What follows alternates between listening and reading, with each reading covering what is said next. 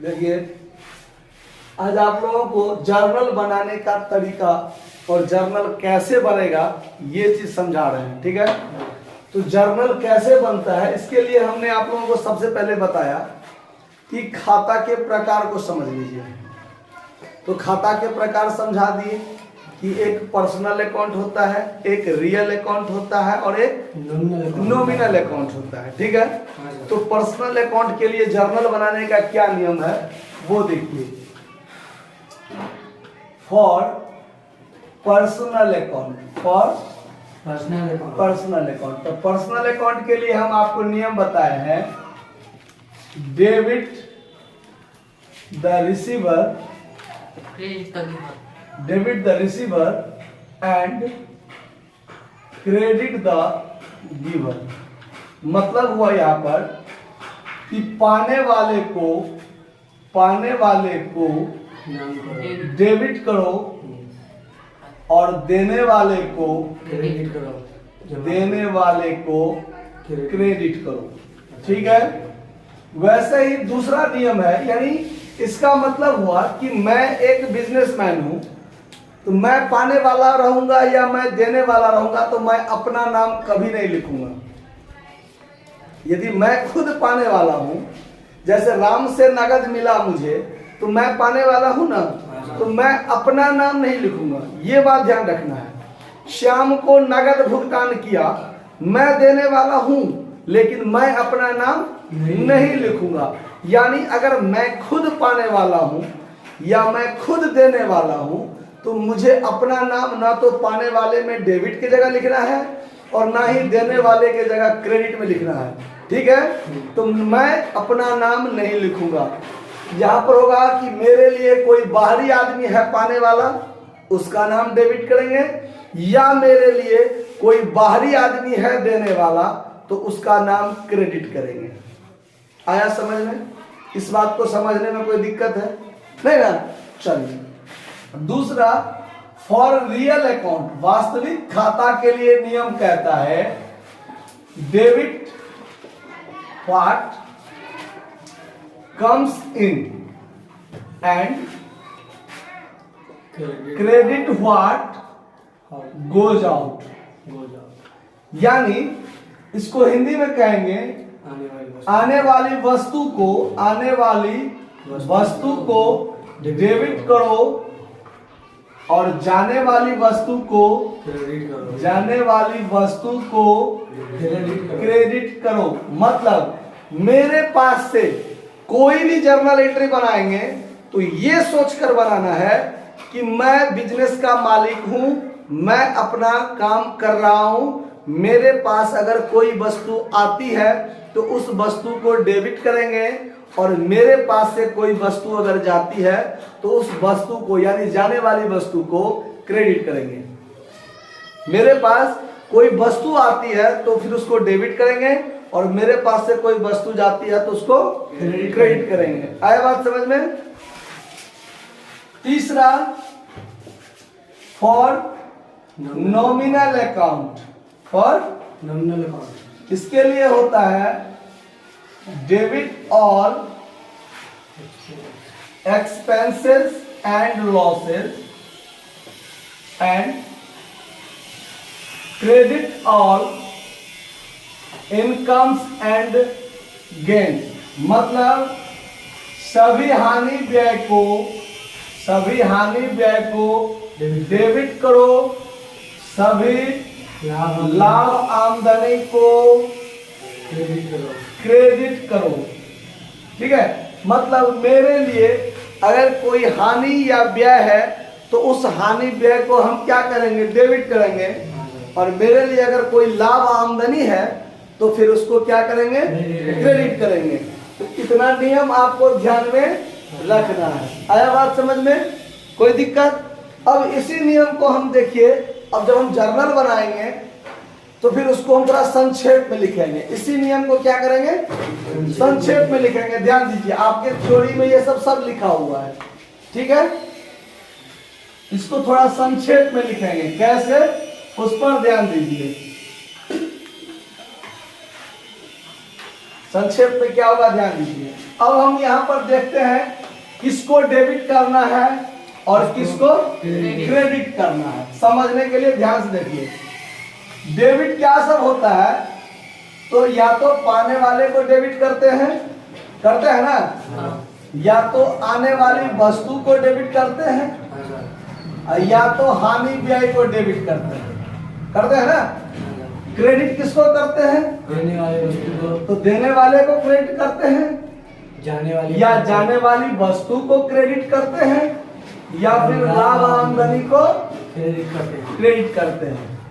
बस नियम यदि देखें, अभी आपने देखा है कि पाने वाले को डेबिट करो, देने वाले को क्रेडिट करो, जो वस्तु आती है उसे डेबिट करो, जो वस्तु जाने वाली है उसको क्रेडिट करो, हानि व्यय को डेबिट करो, लाभ आमदनी को क्रेडिट करो। यही चीज देखे हैं।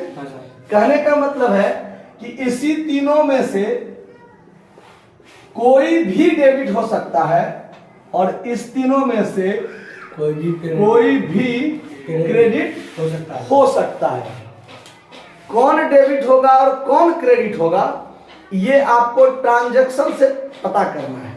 ठीक है, पाने वाला यदि डेबिट है तो देने वाला भी क्रेडिट हो सकता है, जाने वाली वस्तु भी क्रेडिट हो सकता है, लाभ आमदनी भी क्रेडिट हो सकता है। जरूरी नहीं है कि अगर पाने वाला डेबिट हुआ है ट्रांजैक्शन में तो देने वाला ही क्रेडिट होगा, ये कोई जरूरी नहीं है। हमारे पास से कोई वस्तु अगर जाती है वो भी क्रेडिट हो सकता है, हमारे लिए अगर कोई लाभ आमदनी है तो वो भी क्रेडिट हो सकता है। यानी पाने वाला डेबिट होगा तो इस तीनों में से कोई भी क्रेडिट हो सकता है।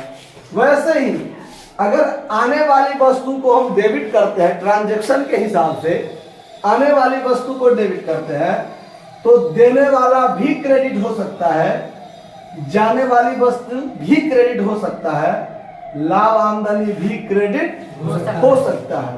वैसे ही यदि हानि व्यय डेबिट हुआ आपका तो देने वाला भी क्रेडिट हो सकता है, जाने वाली वस्तु भी क्रेडिट हो सकता है, लाभ आमदनी भी क्रेडिट हो सकता है। मतलब तीनों में से, इधर तीनों में से कोई भी डेबिट हो सकता है, इधर तीनों में से कोई भी क्रेडिट हो सकता है।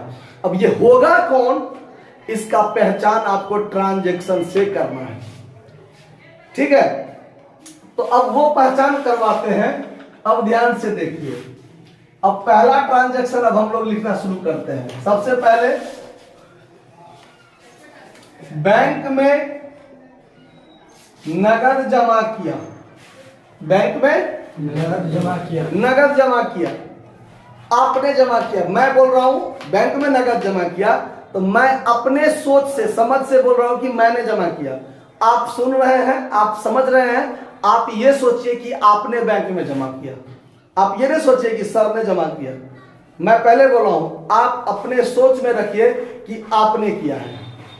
मैं जब बना रहा हूं ये सोचकर कि मैंने किया है। ठीक है, यानी बैंक में नगद जमा किया। अब इसमें आप ये सोचिए कि इसमें कोई पाने वाला है कि नहीं, इसमें कोई आने वाली वस्तु है कि नहीं, और हानि व्यय है कि नहीं। मतलब इस तीनों में से कोई एक ही होगा जनरली। ऐसे अभी चूंकि सिंगल एंट्री हम लोग बना रहे हैं, एक मतलब कोई एक डेबिट होगा, कोई एक क्रेडिट होगा, संयुक्त एंट्री नहीं बना रहे, मिक्स एंट्री नहीं बना रहे हैं, अभी एक ही वाला बात होगा। ठीक है, बैंक में नगद जमा किया। क्या इस ट्रांजैक्शन में आपको ऐसा कुछ लग रहा है कि कोई पाने वाला है इसमें? हाँ सर। कौन है पाने वाला? बैंक इसमें कौन है पाने वाला? बैंक है ना पाने वाला। तो देखिए, तो नियम क्या कहता है, पाने वाले को क्या करो, डेबिट करो। तो देखिए हम यहाँ पर क्या लिखेंगे, बैंक अकाउंट डेबिट। लिखने का तरीका समझ लीजिए, बैंक अकाउंट लिखे, हल्का सा यहाँ लाइन खींच के यहाँ DR लिख दीजिएगा और एक बिंदु डाल दीजिएगा, डेबिट। आया बात समझ में? बैंक अकाउंट DR क्यों हुआ? क्योंकि यहाँ बैंक क्या था, पाने वाला था। बैंक क्या था, पाने वाला था। अब देखिए यहाँ 2 लिखेंगे, जैसे डेबिट के लिए DR लिखा है ना, वैसे ही क्रेडिट के लिए CR नहीं लिखना है, CR के बदला में 2 लिखना है। क्या लिखना है? 2 लिखना है। ठीक है, तो बैंक अकाउंट DR हो गया 2। अब क्रेडिट में क्या होगा वो दिमाग लगाइए। तो बैंक में नगद जमा किया, मैंने जमा किया, मैं खुद देने वाला हूं ना, तो अपना नाम लिखूंगा? नहीं सर। नहीं लिखूंगा, पहले बता दिया। अगर मैं खुद देने वाला हूं नहीं लिखूंगा। तो देने वाले की जगह पर यहाँ कोई नहीं है। अच्छा, जाने वाली वस्तु क्रेडिट होता है ना, हाँ सर। तो बैंक में नगद जमा किया तो मेरे पास से क्या गया? नगद कैश। मेरे पास से क्या गया? कैश गया। कैश गया। टू तो कैश 2 में क्या लिखेंगे? To cash account. 2 cash cash account. इसमें एक नारेशन होता है, इसमें एक क्या होता है? नहीं तो ये अभी नहीं सिखाएंगे, ठीक है, ज्यादा परेशानी हो जाएगा। अभी आपको सिर्फ डेबिट और क्रेडिट क्या होता है वो सीखिए। नरेशन क्या है? तो ये एक संक्षिप्त टिप्पणी होता है कि आपने जो ये डेबिट और क्रेडिट किया क्यों किया। तो यहाँ जो हिंदी में लिखा है ना, जनरली उसी को इंग्लिश में करके हम लोग क्या कर लेते हैं, लिख लेते हैं, ठीक है। The being cash deposit into bank, हमने बैंक में कैश जमा किया। आया बात समझ में? अभी नरेशन पर हम लोग को ध्यान नहीं देना है, अभी सिर्फ डेबिट और क्रेडिट पर ध्यान दीजिए कि किसको डेबिट करना है, किसको क्रेडिट करना है। तो ट्रांजैक्शन हमने पहला क्या बताया? अभी बैंक में नगद जमा किया। बैंक में नगद जमा किया मतलब पाने वाला कौन है? बैंक है सर। बैंक है, तो बैंक अकाउंट DR। और 2 मेरे पास से क्या गया? कैश गया, तो 2 में कैश दे दिए। कोई दिक्कत नहीं। ठीक। दूसरा देखिए, ठीक इसका उल्टा कर देते हैं। बैंक से नगद निकाला, बैंक से नगद निकाला। अब देखिए, इसमें कोई पाने वाला है? हाँ। मैं हूं, तो मैं अपना नाम तो नहीं लिखूंगा नहीं, तो फिर पाने वाला इसमें डेबिट नहीं, अभी तो नहीं होगा। आने वाली वस्तु को डेबिट करो। हाँ, कैश तो बैंक से नगद निकाला तो मेरे पास कुछ आ रहा है। हाँ, कैश आ रहा है। क्या आ रहा है? कैश। कैश आ रहा है, यानी नगद आ रहा है। हाँ, कैश तो अकाउंट। कैश अकाउंट क्या कर लेंगे हम लोग? दिया। दिया।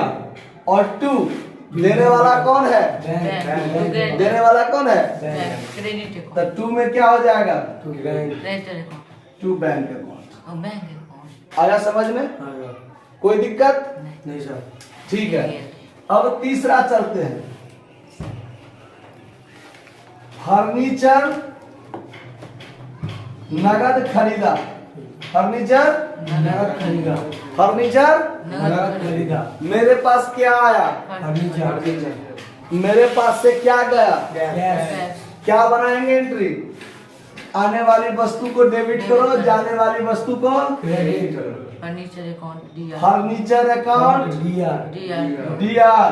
तो कैश अकाउंट। और 2 में क्या होगा? Cash account. 2 cash account. आया समझ में? हाँ। कोई दिक्कत? नहीं सर। अब आगे देखिए, राम को नगद दिया। राम को नगद दिया। अब यहाँ देखिए, पाने वाला कोई है? हाँ, राम है। कौन है? राम। पाने वाला राम है। और देने वाला हम है। हम है। अपना नाम तो नहीं लिखना है। नहीं। तो देने तो यहाँ राम अकाउंट पहले DR लिख लीजिए। पाने वाला राम है तो राम से अकाउंट। DR। और 2 में क्या होगा? Cash account. Cash account. 2 में क्या होगा? Cash account. देने वाला हम अपना नाम नहीं लिखेंगे, तो मेरे पास से कुछ जा रहा है ना, कैश। तो जो जाती है उसे जमा करो। तो 2 में क्या हो जाएगा? Cash account. 2 cash account. आया समझ में? 5 नंबर ऐसे ही अगर लिख देंगे, राम से नगद मिला। राम से नगद मिला। अब यहाँ पर क्या हो रहा है? पाने वाला है कोई? हाँ सर, हम है। मैं खुद पाने वाला हूँ ना, हाँ। अपना नाम तो लिखना नहीं है, तो फिर अपना नाम नहीं लिखेंगे। तो मेरे पास कुछ आ रहा है, तो जो वस्तु आती है उसे क्या करो? डेबिट करो। कैश अकाउंट दिया। तो कैश अकाउंट क्या हो जाएगा? और 2 में क्या होगा? To Ram account. 2 राम से अकाउंट। क्यों? तो देने वाला कौन है? राम है। तो देने वाला राम है, तो 2 राम से अकाउंट। राम्स अकाउंट। अकाउंट। आया समझ में? कोई दिक्कत नहीं। अगला पे आइए, 6 नंबर पे आइए। 6 नंबर हम लोग देखते हैं क्या है, लिखते हैं अभी हम नगद माल खरीदा। अब सीखिए आगे। नगद माल खरीदा। खरीदा। मैंने नगद माल खरीदा। मेरे पास क्या आया? माल माल आ रहा है। माल खरीदा मैंने ना, हाँ सर, मैंने माल खरीदा तो मेरे पास माल आया। हाँ सर, माल को अंग्रेजी में गुड्स कहते हैं। Goods account. Goods account DR लिखेंगे, हाँ। लेकिन नहीं लिखेंगे। क्यों नहीं लिखेंगे? पहले लिखा जाता था, ठीक है। लेकिन अब क्या हो गया है, अगर हम लोग माल खरीद के कहीं चलाते हैं तो गुड्स अकाउंट डीआर नहीं लिख के परचेज अकाउंट डीआर लिखते हैं। परचेज। क्या लिखेंगे? परचेज। अगर मैंने माल खरीदा हो, देखिए अगर फर्नीचर खरीदा था, फर्नीचर ऐसा खरीदा क्यों? था तो जो खरीदा वो लिखा ना। लेकिन जब हमने कहेंगे माल खरीदा, मतलब क्या खरीदा, कुछ स्पष्ट नहीं है, मतलब- माल खरीदा में क्या खरीदा, कुछ स्पष्ट है? नहीं सर। धनिया खरीदा, मरीच खरीदा, फल खरीदा, अनाज खरीदा, क्या खरीदा? मान लीजिए मैं किराना दुकान कर रहा हूँ, मैं माल खरीदने गया तो मैं बहुत सारा सामान खरीद कर लाऊंगा। सब कुछ। स्पष्ट नहीं है। राउंड फिगर में क्या बोलेंगे हम लोग? परचेज अकाउंट डीआर, माल खरीदा, ठीक है। तो क्या लिखेंगे हम लोग यहाँ पर? Purchase account DR. Purchase account DR. DR. और टू में क्या लिखेंगे? तू क्या से कर? कैसे कौन? नगद खरीदे ना, हाँ। तो मेरे पास से क्या गया? कैश। कैश गया, तो to cash account. Cash account. समझ में आ रहा बात? हाँ सर, फिर आगे देखिए, यहाँ पर देखिए 6 हो गया ना। हाँ सर, अब 7 नंबर यहाँ से शुरू करते हैं। 7 नंबर, अब यहाँ हम लिखते हैं आपको राम से नगद माल खरीदा, खरीदा। अब इसमें ध्यान दीजिए, राम से नगद माल खरीदा, नगद माल खरीदा। आने वाले हम माल खरीदा तो क्या आया? Purchase account. Purchase account. जब ये लिखा रहा माल खरीदा, नगद खरीदा हो, उधार खरीदा हो, राम से खरीदा हो, घनश्याम से खरीदा हो, किसी से खरीदा हो, माल खरीदा जब ये लिखा रहे, किसको डीआर करेंगे हम लोग? परचेज अकाउंट डीआर करेंगे, करेंगे ना। तो लिख दीजिए यहाँ purchase account, DR. Purchase account DR. और टू। अब यहाँ पर देखिए, यहाँ पर देखिए, यहाँ पर 2 बात है। राम से नगद माल खरीदा, मैं देने वाला कौन है? राम, राम है ना। तो टू राम है, राम लिखेंगे से ना, हाँ। टू राम्स लिखेंगे ना। हाँ। लेकिन नहीं लिखेंगे। क्यों नहीं लिखेंगे? राम से नगद माल खरीदा, मेरे पास से कैश जा रहा है ना, हाँ सर, तो टू कैश भी लिख सकते हैं। और टू राम, राम। क्योंकि देने वाला भी है और रुपया जा रहा है वो भी है। हाँ सर, लेकिन दोनों में से किसको राम। लिखना जरूरी नहीं है, सो बोलिए। राम को। राम। देने वाले अरे हमने राम नगद, लिखेंगे। सुनिए सुनिए, मैंने नगद माल खरीद लिया किसी से हाँ। और उसको रुपया दे दिया, तो फिर उसका नाम हम क्यों लिखे? हाँ सर, अगर मैंने किसी से नगद माल खरीद लिया और उसको मैंने पैसा दे दिया, तो फिर उसका नाम मैं क्यों लिखूं? है कोई जरूरी लिखना? नहीं सर, इसीलिए यहाँ पर राम देने वाला तो है, लेकिन राम का नाम नहीं लिखा जाएगा। क्यों नहीं लिखा जाएगा? क्योंकि राम से मैंने नगद माल खरीद लिया, उसको पैसा दे दिया, तो फिर राम का नाम लिखने की कोई जरूरत। नहीं, उसका नाम लिखना इतना इम्पोर्टेंट। आया बात समझ में? हाँ सर, और एक बात और ध्यान से सुन लीजिए, किसी का भी नाम पाने वाला या देने वाला में तब लिखेंगे जब या तो मैं पहली बार उसको उधारी दे रहा हूं, मान सुन लीजिए, पहली बार उसको दे रहा हूं हाँ सर, और बाद में वो हमको देगा। तो पहली बार उसको दे रहे हैं तो आज वो पाने वाला है। हाँ सर, आज मैं पहली बार किसी को उधारी दे रहा हूं तो आज वो पाने वाला है, हाँ सर, और कल वो हमको देगा तो कल वो हमको देने वाला बनेगा। हाँ सर, आज पाने वाला बन रहा है और कल, देने वाला बनेगा। तो उस परिस्थिति में उसका हम नाम लिखेंगे। आज पहली बार उसको उधारी दे रहा हूं तो ठीक है, पाने वाले को डेबिट करो, और बाद में वो कभी हमको देगा तो जिस दिन देगा उस दिन वो हमारा देने वाला बनेगा। या आज मान लीजिए वो दे रहा है, देने वाला है ना।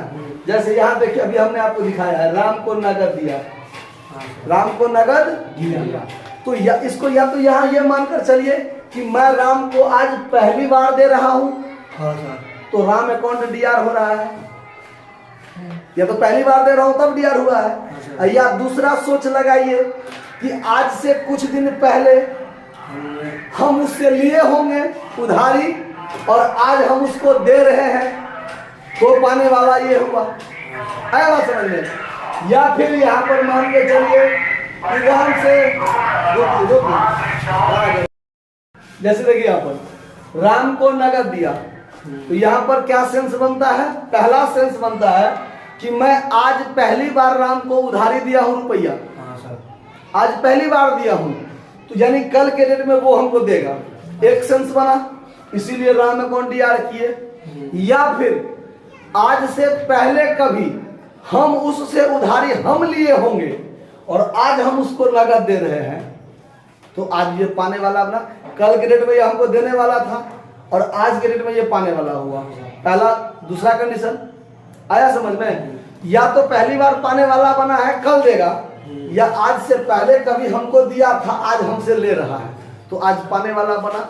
उस परिस्थिति में किसी भी व्यक्ति का नाम डेबिट या क्रेडिट हो सकता है, अन्यथा नहीं। यह राम को नगद माल, राम से नगद माल खरीदा, तो ये आज के डेट में हम नगद माल खरीद लिए ना, हम उसको पैसा दे दिए ना, हाँ सर। तो उसका नाम हम क्यों लिखे?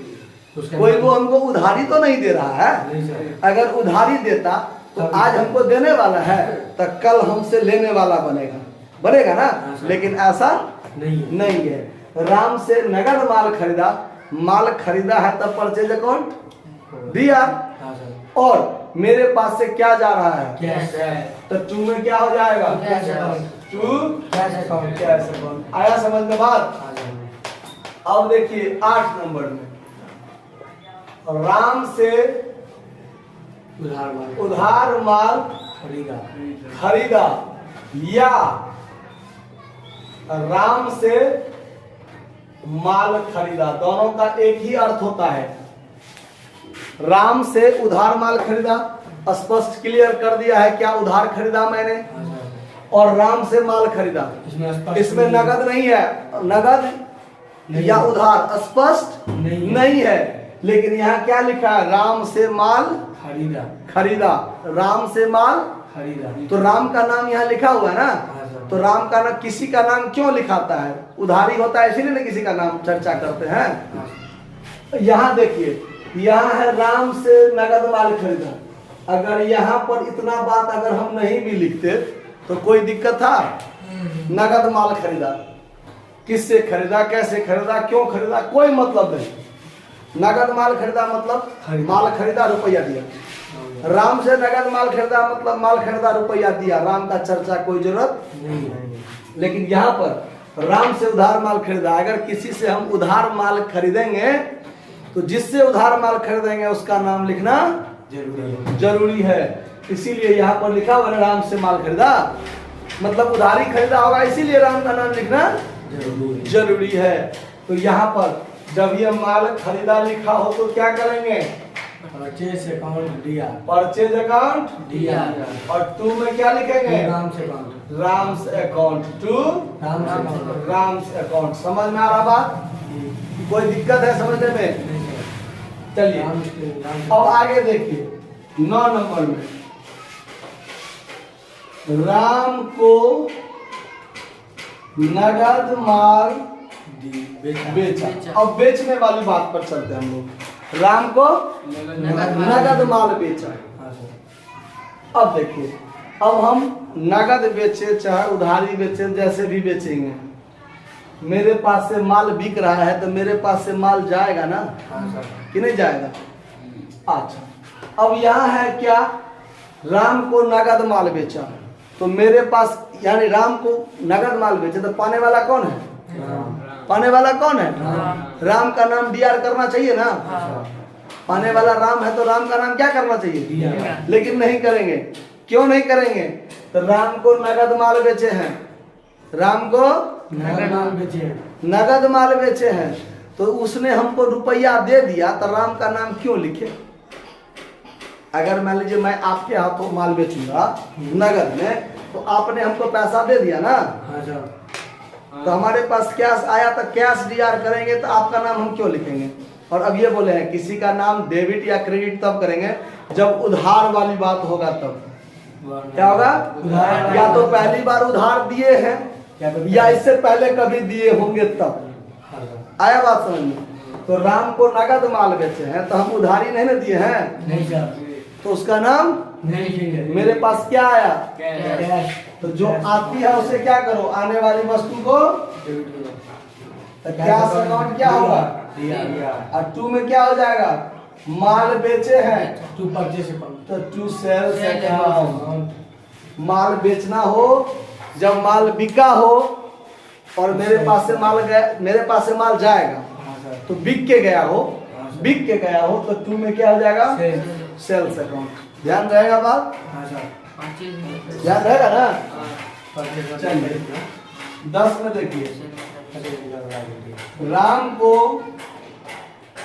उधार माल बेचा, राम को उधार माल बेचा। अब इसमें देखिए, अब इसमें राम का नाम लिखना क्या है, जरूरी है, हाँ सर क्योंकि राम को उधार माल बेचे है तो पाने वाला कौन है, राम। मेरे पास से कुछ नगद तो नहीं आ रहा है, नहीं आ रहा मेरे पास कुछ नगद, नहीं आ रहा तो पाने वाले को क्या करो, राम से अकाउंट दिया राम अकाउंट क्या हो जाएगा, दिया और टू में क्या हो जाएगा, सेल्स अकाउंट हाँ माल बेचेंगे तो टू सेल्स अकाउंट। जैसे माल खरीदते हैं तो परचेज अकाउंट हर हाल में दिया होता है ना, हाँ सर वैसे ही यदि माल बेचेंगे तो टू में क्या होगा, Sales सेल्स, account। क्योंकि ये सेल्स हमारे लिए आमदनी है।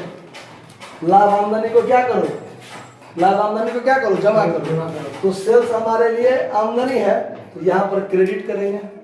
आप परचेज को डेबिट क्यों करते हैं, कि परचेज हमारे लिए एक तरह से खर्चा है, बस सामान लिए बदला में पैसा दे रहे हैं ना, तो वो खर्चा माना जाता है, ठीक है, इसीलिए खर्चा को क्या करते हैं, डेबिट करते हैं। आया समझ में, आज भर के लिए इतना ही रहने देते हैं, ठीक है, इसको नोट कर लीजिए, धन्यवाद। देखिए अगला जर्नलिटी देखिए, वेतन का भुगतान किया, वेतन का भुगतान किया, वेतन का भुगतान किया या वेतन दिया, ऐसा लिखा रहे, ठीक है। अगर मान लीजिए इसके बदले में ये भी रह सकता है, राम को वेतन दिया। अब देखिए, अभी इसके दोनों का एंट्री सेम होगा, दोनों का एंट्री क्या होगा, सेम होगा। क्यों सेम होगा, इसका पहले एंट्री देख लीजिए। एंट्री क्या होगा, salary account DR, salary account DR to Ram से cash account, salary account DR to cash account. क्यों होगा वो ध्यान दीजिए। मैंने राम को वेतन दिया या राम के बदले में कोई एनीबॉडी हो, हमने वेतन दिया, तो वेतन मेरे लिए क्या हुआ, खर्चा हुआ। वेतन मेरे लिए क्या हुआ, खर्चा हुआ, तो सैलरी अकाउंट डीआर करेंगे। और मेरे पास से क्या गया, कैश गया, इसीलिए टू में क्या हो जाएगा, कैश अकाउंट। खर्चा को डेबिट करो तो सैलरी अकाउंट डीआर, और मेरे पास से कैश गया तो टू में कैश अकाउंट। राम को वेतन दिया तो यहाँ राम पाने वाला है ना, तो राम को डेबिट करना चाहिए, पाने वाला है तो, लेकिन राम को डेबिट नहीं किया जाएगा। क्यों नहीं किया जाएगा वो समझ लीजिए। मैंने आपको पहले बताया था कि किसी भी व्यक्ति का नाम तब तक डीआर या सीआर नहीं होगा जब तक या तो मैं उसको पहली बार ऐसे दे रहा हूं कि बाद में वो देगा हमको, या आज से पहले कभी लिया होगा आज हमको दे रहा है, ऐसा बात। तो राम को जो हम सैलरी दे रहे हैं, तो क्या राम को आज सैलरी दे रहे हैं जो पैसा हम, वो कल हमको वापस करेगा, कभी वो भविष्य में कभी वो हमको वापस करेगा, देगा हमको? तो राम पर हम कोई उपकार नहीं ना कर रहे हैं, राम ने हमारा काम किया, मैंने उसको वेतन दिया। तो यहाँ पर राम का नाम लिखने का कोई जरूरी नहीं है। तो इसका एंट्री क्या बन जाएगा, salary account DR to cash account. आया बात समझ में? ऐसे ही यदि ठीक इसका उल्टा बात रहे, वेतन मिला, वेतन मिला, तो वेतन मिला मतलब मेरे पास क्या आया, मेरे पास क्या आया, कैश आया। तो यहाँ एंट्री बन जाएगा cash account DR to salary. Salary मेरे लिए क्या हुआ, आमदनी। यहाँ पर सैलरी मेरे लिए क्या हुआ, आमदनी। तो सैलरी अकाउंट क्रेडिट में चला जाएगा, सैलरी अकाउंट, क्योंकि लाभ आमदनी को क्या करो, जमा करो, कहते हैं ना। मेरे पास कैश आया, कैश हमको मिला, सैलरी मिला तो कैश मिला, तो कैश मिला तो कैश अकाउंट डीआर और 2 में क्या हो जाएगा सैलरी अकाउंट। आया बात समझ में? हाँ सर। अब आगे देखिए अगला एंट्री, ध्यान दीजिए। राम से चेक मिला, उसे उसी दिन बैंक में जमा किया। बैंक में जमा किया। ध्यान दीजिए, राम से हमको चेक मिला और उसे उसी दिन बैंक में क्या किया जमा किया। तो हमको चेक मिला ना, हाँ सर। तो चेक का एंट्री कभी नहीं होगा, ध्यान रखिएगा। चेक का एंट्री नहीं ना तो डीआर में होगा ना सीआर में, कभी नहीं होगा। ठीक है। अब देखिए, तो राम से चेक मिला, उसे उसी दिन क्या किया बैंक में जमा किया। मैंने। राम से हमको चेक मिला तो मेरे पास चेक आया, मेरे पास चेक रहा नहीं, चेक कहाँ चला गया बैंक में। इसका मतलब हमने बैंक में क्या कर दिया जमा कर दिया। ठीक है। तो पाने वाला कौन हो गया बैंक हो गया। तो इसका एंट्री क्या हो जाएगा bank account DR. Bank account DR. और 2 में क्या हो जाएगा राम्स अकाउंट। देने वाला कौन राम। तो राम अकाउंट नहीं लिखेंगे। अगर किसी आदमी के नाम से संबंधित खाता हो उसमें एपोस्ट्रोफी एस लगा देंगे, जैसे यहाँ लगा है ना राम्स अकाउंट। अगर अकाउंट नहीं लिखिएगा तो यहाँ सीधे लिख दीजिए टू राम। अगर अकाउंट नहीं दीजिए तो चलेगा, सीधे टू राम। अगर अकाउंट लगाइएगा तो एपोस्ट्रोफी एस दे दीजिए और आगे अकाउंट लिख दीजिए। आया बात समझ में? इस बात को समझने में कोई दिक्कत? चलिए आगे। अगर ऐसा लिखा रहे राम से चेक मिला, सिर्फ इतना बात लिखा रहे राम से चेक मिला। चेक का एंट्री होता नहीं है। चेक मिला मतलब क्या मिला कैश मिला। चेक मिला मतलब कैश मिला। तो यहाँ एंट्री क्या बन जाएगा cash account DR. Cash account DR. और 2 में क्या हो जाएगा Ram's account. 2 Ram's Ram's account. Cash account D R 2 Ram's account. समझ में आया बात? इस बात को समझने में कोई दिक्कत नहीं सर। नहीं ना? अब आगे देखिए अगला एंट्री। अगला एंट्री, राम को चेक से भुगतान किया। राम को चेक से भुगतान किया या राम को चेक दिया, बात बराबर है। बात बराबर हुआ। हाँ सर। अब यह है राम को चेक से भुगतान किया, तो यहाँ पाने वाला कौन है राम है। पाने वाला राम है तो यहाँ राम्स अकाउंट क्या हो जाएगा DR. Ram's account DR cash account. 2 में क्या होगा कैश अकाउंट। नहीं, मैंने चेक दिया, मैंने चेक दिया। तो पेमेंट कौन देगा उसको? मैंने आपको चेक दिया काट के, तो आपको पैसा कौन देगा? बैंक। आपको पैसा बैंक देगा। बैंक। किसका बैंक देगा? मेरा बैंक देगा। यानी मेरा बैंक अकाउंट में जो खाता होगा हाँ। वो मेरे खाते से पैसा कटेगा। आपका आपको जो पैसा कटेगा वो मेरे खाते से कटेगा। आपको पैसा मिलेगा वो मेरे खाते से। कटेगा। तो मेरे बदले में कौन दिया पैसा?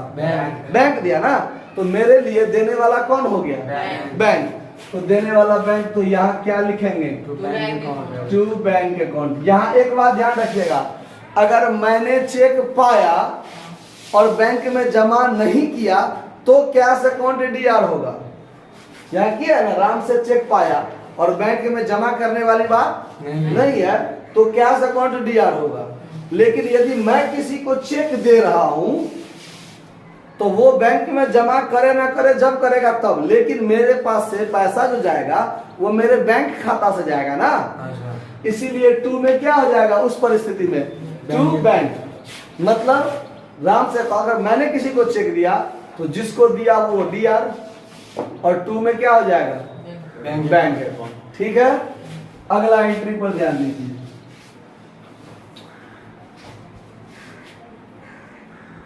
आग से जलकर माल नष्ट हो गया। आग से जलकर माल क्या हो गया? नष्ट हो गया। ये फायदा है कि घाटा है? घाटा है ना। तो घाटा को क्या करो, डेबिट। डेबिट करो। घाटा को क्या करो, डेबिट। डेबिट। तो यहाँ लिखेंगे लॉस बाय फायर अकाउंट दिया, लॉस बाय हायर अकाउंट दिया। 2, क्या जलकर नष्ट हुआ, माल। तो जब माल नष्ट जलकर नष्ट होगा तो 2 में क्या लिखेंगे हम लोग, परचेस अकाउंट। 2 purchase account. अब यहाँ पर एक बात ध्यान रखिए, जब माल हम खरीद कर लाते हैं, यानी मेरे पास माल आने का एक ही प्रोसेस है, जब हम खरीद कर लाते हैं तो परचेज अकाउंट दिया करते हैं ना। माल मेरे पास आने का एक ही जरिया है, जब हम माल खरीद कर क्या करेंगे, लाएंगे। क्योंकि हम माल खरीद बिक्री करते हैं तो मेरे पास माल आने का तो एक ही प्रोसेस है, जब हम किसी से क्या करेंगे, माल खरीद करके लाएंगे। तो जब आएगा मेरे पास माल तो परचेज अकाउंट दिया। लेकिन हमारे पास से माल जाने के बहुत सारे तरीका है। कौन से तरीका, ध्यान दीजिए। एक तो तरीका बेच कर जाता है, तो 2 में सेल्स करते हैं। 2 में क्या करते हैं, Sales। मेरे पास से माल जाने का एक तरीका है कि मैंने माल को क्या कर दिया, बेच दिया। तो जब मेरे पास से माल चला जाता है, तो अगर बेच कर जाता है तो 2 में क्या करते हैं, सेल्स। 2 में Sales सेल्स अकाउंट। और दूसरी बात, अगर मैंने माल बेचा नहीं लेकिन मेरे पास से माल घट रहा है, तो घट रहा है किस कंडीशन में, या तो चोर चुरा लिया होगा, या तो बाढ़ में बह गया होगा, या तो आग में जलकर नष्ट हो गया, या मैंने माल किसी को दान में दे दिया, या मैंने किसी को गिफ्ट में दे दिया। बहुत तरीका है जाने का। बेचना अगर है, अगर बेच कर जाता है तो 2 में सेल्स। और अगर अन्य किसी कारण से मेरे पास से माल जा रहा है, समाप्त हो रहा है, तो 2 में क्या हो जाएगा, परचेज। जाने वाली वस्तु को जमा करो कहते हैं ना। तो माल जाने का 2 तरीका, बिक के जा रहा है तो 2 में सेल्स हो जाएगा, और अन्य किसी कारण से मेरे पास से माल जा रहा है तो 2 में क्या हो जाएगा, परचेज हो जाएगा। आ रहा है बात समझ में। अब देखिए, माल दान में दिया, माल दान में दिया, तो यहाँ दान मेरे लिए एक तरह से क्या हो रहा है, लॉस हो रहा है, खर्चा घाटा हो रहा है एक तरह से। तो क्या करेंगे, चैरिटी अकाउंट, चैरिटी अकाउंट दिया। 2 में क्या हो जाएगा, 2 परचेस अकाउंट। Purchase account. हाँ, लॉस बाय चैरिटी क्या नहीं, लॉस बाय चैरिटी यहाँ नहीं लिख रहे हैं क्योंकि चैरिटी ही लिखा जाता है। ठीक है, अब लॉस बाय चैरिटी लिखने से कोई फायदा है नहीं। हम दान में दिए हैं, कोई इस तरह से आकस्मिक लॉस टाइप से नहीं हुआ है, हम जानबूझकर किसी को दिए हैं। कोई आया दान देने वाला, दान मांगने के लिए, हम उसको दान में दे दिए, चलो भाई एक वस्तु दे दो, तो हम उसको चैरिटी, सिर्फ चैरिटी लिखते हैं। लेकिन यदि आग से जलकर नष्ट हुआ तो लॉस बाय फायर लिखेंगे। चोर चुरा लिया तो लॉस बाय फायर करेंगे। अगर माल बाढ़ में बह गया तो लॉस बाय फ्लड कर देंगे। आया बात समझ में, कोई दिक्कत। चलिए अब आगे देखिए, अब आगे लिखते हैं, राम से नगद मिला 500 रुपया, उसे छूट दी 50 रुपया। चलते हैं मानकर अभी फिलहाल। राम से नगद मिला कितना, 500 रुपया। 500 नगद मिला, और हम उसको 50 रुपया क्या कर दिए, छूट दे दिए। तो यहाँ पर ध्यान दीजिए, यहाँ पर क्या सब होगा वो देखिए। मेरे पास कैश आया ना, कैश आया तो कैश अकाउंट क्या होगा, और 500 आया तो 500 दिया ना, और मैंने उसको छूट दी, तो ये डिस्काउंट मेरे लिए फायदा हुआ कि घाटा, मैंने किसी को छूट दी तो मेरे लिए फायदा हुआ कि घाटा, घाटा हुआ ना। तो डिस्काउंट को भी डीआर करेंगे कि नहीं करेंगे, तो डिस्काउंट अकाउंट क्या हो जाएगा, 50 रुपया। और 2 में देने वाला कौन था, राम था, तो 2 में क्या लिखेंगे, तो राम्स में अमाउंट कितना देंगे, 550। क्यों देंगे 550, राम पर मेरा कितना रुपया था, राम पर मेरा 550 था। राम पर मेरा रुपया कितना था, 550 था। जिसमें 500 उसने हमको दे दिया और हम 50 रुपया उसको क्या कर दिए, छूट दे दिए। छूट दिए। लेकिन राम पर था कितना, 550 550 था। 550। कहने का मतलब राम हमको दे दिया, कितना दे दिया, 550 दे दिया। हाँ, कहने के लिए राम हमको कितना दे दिया। 550। अब राम हमको क्या करेगा, नहीं ना देगा। तो 550 राम समाप्त हो गया 550 से। राम देने के लिए हमको कितना दे दिया, 550 दे दिया। लेकिन मेरे पास कैश कितना आया, 500 और 50 रुपया क्या हो गया, डिस्काउंट के रूप में घाटा हो गया मेरा। तो डिस्काउंट अकाउंट दिया। समझ में आया बात, इतना को नोट कर लीजिए।